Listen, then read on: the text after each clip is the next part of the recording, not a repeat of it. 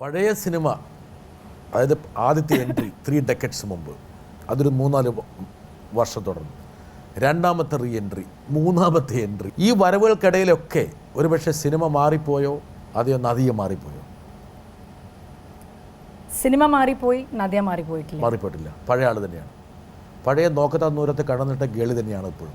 അതെ, മാനസികമായിട്ട് ആബ്സല്യൂട്ട്ലി. അതേ കുരുത്തക്കേടുകളും അതേ കുസൃതികളും അതേ ഗ്ലാസും വെച്ച് നടക്കുകയാണോ? ക്ലാസ് ഇല്ലാത്ത പരിപാടിയില്ല. അതേ No, you are still that bubbly girl. Yes. ഒരു മാറ്റവും വന്നിട്ടില്ല. ഇല്ല.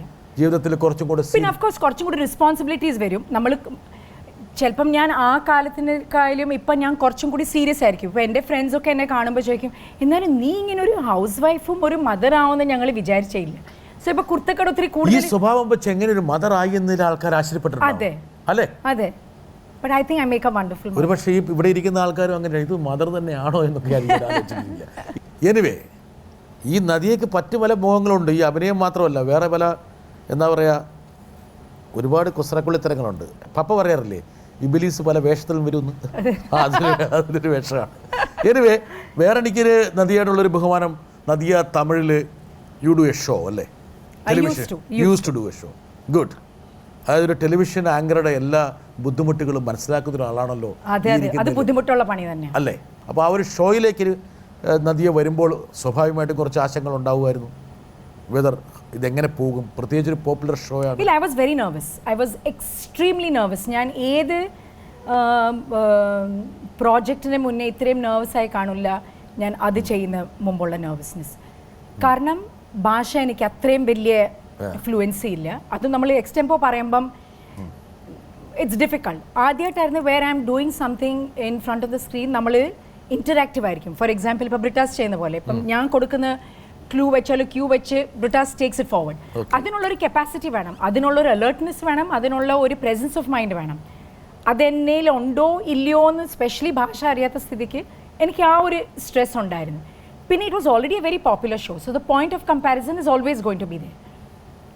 It was challenging.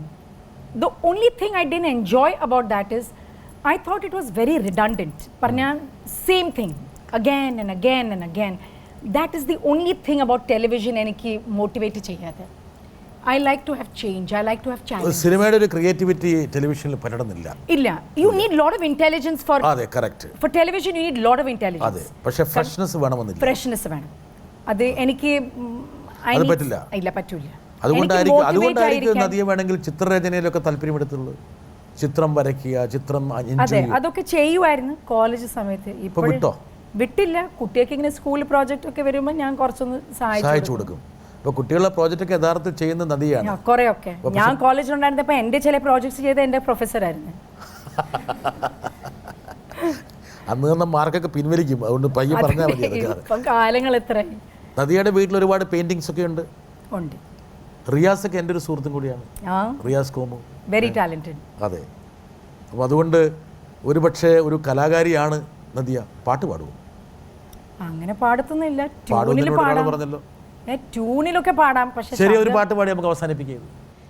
Lag Jaaye कि फिर हंसी रात हो न हो, शायद फिर इस जन्म में मुलाकात हो न हो, लग जा गले. നന്നായി പാടിയത്. Thank you.